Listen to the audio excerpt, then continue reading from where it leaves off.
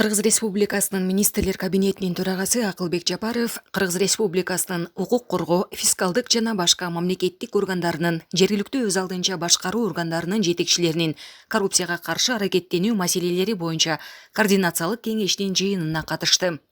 Министрлер кабинетинин башчысы өз сөзүндө белгилегендей, 30 жыл аралыгында республикада коррупцияга каршы күрөшүү боюнча ар кыл иш-чаралар өткөрүлүп келген.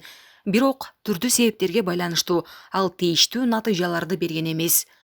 Акылбек Жапаров белгилегендей, коррупциялык көрүнүштөр коомдун көптөгөн чөйрөлөрүндө сакталып, өлкөнүн социалдык, экономикалык өнүгүүсүнө терс таасирин тийгизүүдө. Бул күнүмдүк турмушта коррупциялык көрүнүштөргө туш болуп жаткан калктын негиздүү наразычылыгын жаратып жатат. Буга катар министрлер кабинетинин башчысы мамлекет тараптан коррупциянын деңгээлин төмөндөтүү боюнча көрүлүп жаткан чараларга токтолду. Адамдык факторду жоюу максатында автоматташтыруу жана санариптик башкаруу механизмдери киргизилүүдө. Мамлекеттик түзүмдөрдүн айлык акысы жогорулатылды. Анткени төмөнкү айлык акы мамлекеттик жана муниципалдык кызматкерлерди коррупциялык аракеттерге түрткөн себептердин бири деп эсептелет, деди ал. Жыйында мамлекеттик органдардагы коррупцияга каршы аракеттенүү маселелери талкууланып, тактап айтканда Бишкек шаарынын мэриясында жана Кыргыз Республикасынын министрлер кабинетине караштуу архитектура, курулуш жана турак жай коммуналдык чарба мамлекеттик агенттигиндеги кырдаал каралды. Коррупцияга каршы аракеттенүү боюнча координациялык кеңештин жыйынынын соңунда бир катар чечимдер кабыл алынып, мамлекеттик органдардын жетекчилерине тапшырмалар берилди.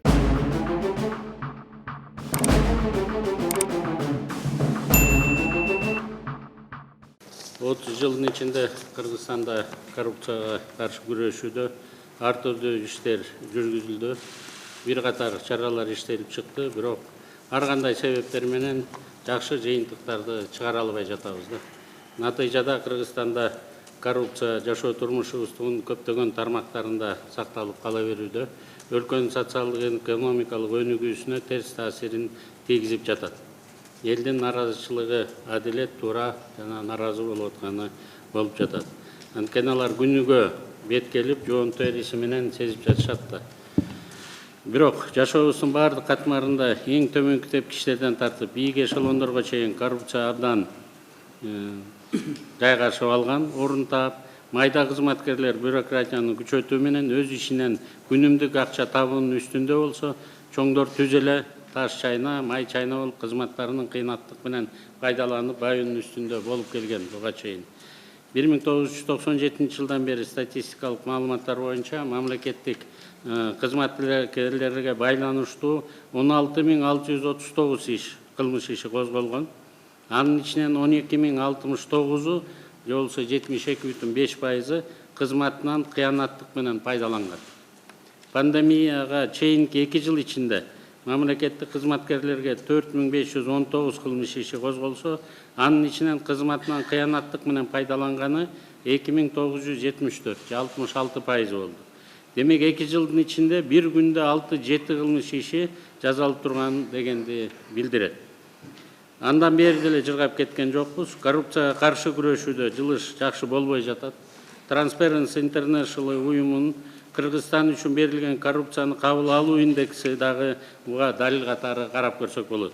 2020 жылы 124-орунда турсак, 2021 жылы 148 орунга жылып, ылдый түшүп начарлап кеттик. Бул көрүнүштү токтотуубуз өтө зарыл.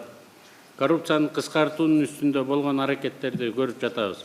Садыр Нуркожоевич келген күндөн баштап мамлекеттен ким тыйын жесе ордуна коюп койгула деп айтып келе жатат. Экинчиси, коррупция менен күрөшүүдө элдик контролду дагы күчөтүп атабыз. Үчүнчүдө, коррупцияны ооздуктоо үчүн адам фактарын азайтуучу автоматташтыруу, санариптик башкаруу сыяктуу бир топ механизмдерди киргизип жаттык. Баарына балким айлыктын аздыгы себеп болуп жүрбөсүн деп, биз эмгек акыларынын бардык түзүмдөрүнө 30 жылдын тарыхында болбогон катуу реформалар жасап жатабыз. Балким айлыктын көтөрүлүшү коррупцияны азайтабы деген дагы үмүтүбүз чоң.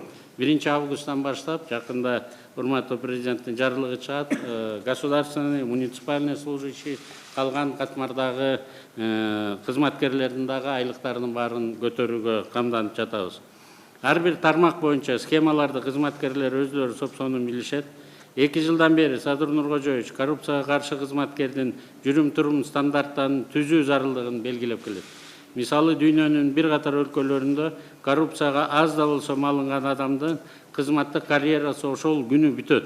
Экинчи мамлекеттик структурага кызматка алынбайт. Биз да ушундай күчтүү стандарттарды кабыл алышыбыз зарыл. Бир-эки сөздү мен экономика боюнча дагы көңүлүңүздөрдү буруп койсом, урматтуу жыйындын катышуучулары, бул биринчиси эң чоң экономикадагы оору бүгүн бул контрабандалык. Азык-түлүктөн экономикабызга олуттуу зыян алып келүүдө. Бир жагынан мен буга чейин бир нече жолу айтып, ден соолугубузду дагы өлтүрүп жатабыз. Контрабанда өлкөгө кирип жаткан товарлардын бажылыктары издөөдө, таможня оформлениясы баазы төмөндөлүп кирген товарлар. Мисалы кийим кирсе аны материал же болбосо башка бир арзан товар катары оформить этилип келген.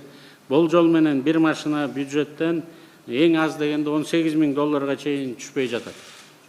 Мисалы Кыргызстанга кирген тактайдын баары арзан тактайлар, баасы таможнядан өткөн кагазында бир куб тактай 6.000 сомдун тегереги болсо, 2021 жылы ушул эле тактайлар базарда бир кубу 15.000ден 23.000 сомго чейин сатылып жатты.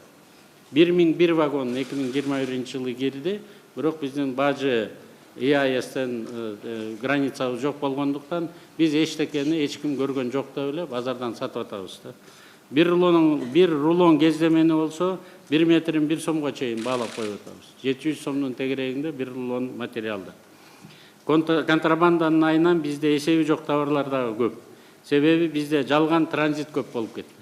Транзит катары кирген товарлар контрабанда болуп Кыргызстанга калып келип жатат. Учету жок товарлардын жүргөнү ири бизнесмендерге эле жакшы. Бул бажыдагы мамлекетке эмес, ошолордун чөнтөгүн толтурууга кылынган кызмат болуп атат. Болжол менен ар бир машинадан $20-25.000 түшөт. Мамлекеттик машина бир уч контрабандист бизнесменди байытыш үчүн иштебеши керек деп мен эсептейм. Биз ишкерлерге текшерүүлөрдү азайттык, АКСты, Финполду, бул ушу уюмдардын баарын жоюп, бизге бюджетке түшүп аткан кирешелерибиз бир топ чоңойду. Крышалардан арыла баштады. Бирок мындан ары жалаң ушу коррупциялык экономикада болгон жат көрүнүштөрдүн баарын прокуратура тескей баштады.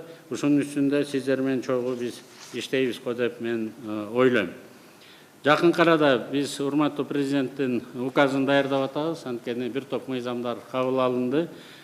Чек арадан ЭАЭСтен кирген товарларды учетко алдырбай өтүп кеткен машиналардын бардыгы мамлекеттик номерлери менен кайсы аймакка өтүп кетсе дагы таап чыга тургандай кылабыз.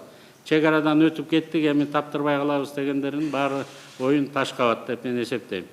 Ошол товарлар жүктөлүп келген машиналар мындан ары как орудие преступления кылмыштын куралы катары каралат да конфискацияга жатат. Буга прокуратура да бизге жакшы жардам берет деп мен ойлойм. Мен белгилеп кеткендей, бул экономикадагы эбегейсиз чоң зыяндар экендигин сиздерге айтып коюум дагы эле зарыл.